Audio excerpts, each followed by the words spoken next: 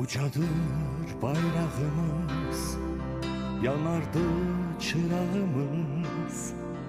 Yağılara pay olmaz müqəddəs torpağımız. Üç kardeş bir ürəyik, bir yumruq bir biləyik. Yaxşı gündə, dar gündə bir-birinə gələyik. Azərbaycan, Türkiyə, bir də qardaş Pakistan. Yollar